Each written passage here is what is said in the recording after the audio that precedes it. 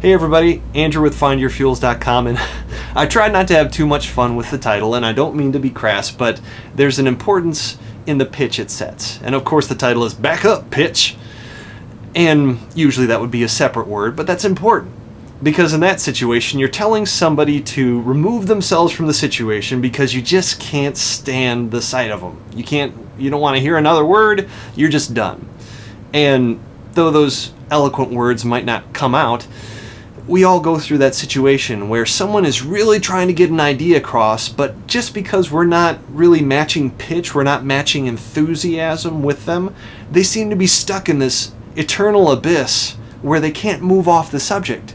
And I've been in boardrooms and I've been in personal development coaching with executives, and Bill is talking to Shelly and saying, hey, we're getting boxes checked, we're accomplishing things, isn't this fantastic? And she's like, yeah, it's great, we're keeping our word, what we said we would do. No, oh, that's fine, keeping our word, yeah, fine, but we're checking boxes, come on Shelly, get excited.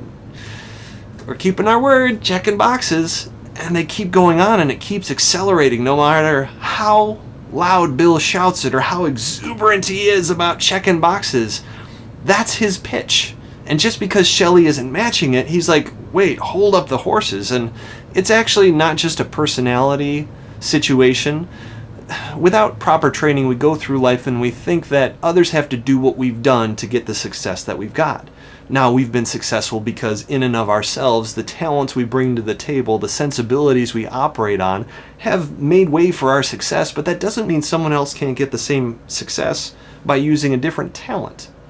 So unfortunately, in our best efforts to coach people, without the knowledge that we are individual and we are unique, when we try to impress that upon somebody else, we stop up the whole process. And there's two key areas I want you to be aware of. One is conversation. As outlined before in that little example about Bill and Shelly, be careful in conversation that you're not projecting your pitch. Like for me, I'm a confidence. I'm never going to look as sorry as you think I need to look if I've just messed up in an initiative. My confidence will always supersede that. Even if I just failed, even if I just lost a $30,000 contract, I'm still going to be coming back to the table and it's not going to make sense to you. Now, I don't expect that to make sense to you, but still, for you to stop up the initiatives purely because I really resonate with the language and the habits of confidence, it's irrelevant. Move on. This is just the way I am.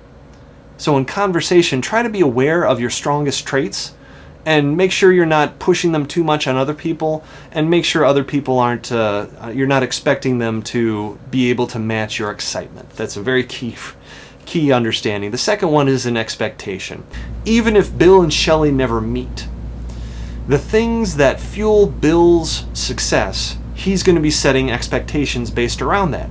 Now, if Bill just happens to be fantastically engaged at the process of checking boxes, he's going to take his own personal checklist and give it to the employees because he thinks that by doing things the way he has done them, they're going to find success. Now, even if they achieve success but don't check the boxes, is that a problem? Well, it might be for Bill, because he might think of it as an aberration. That, oh, this just happened one time, but it won't happen again, when in fact it probably will happen again. And ironically, by Bill imposing his pitch on other people, he's actually slowing up the process with the expectations. Now, for someone to read about personalities and study as many different avenues out there as I have is a bad expectation. I'm personally interested in the different approaches that people use to help engage people towards success, but I can't expect that anyone else likes it as much as I do. And to walk into the room, especially if I'm training somebody who's wanting to work alongside ThinkNut, to get them to the level of proficiency, if I hold up the process simply because they're not in it for the same reasons I am, we're just working against ourselves. Hope this has been a help. Any questions, of course, leave them below. And as always, we appreciate every subscribe we get.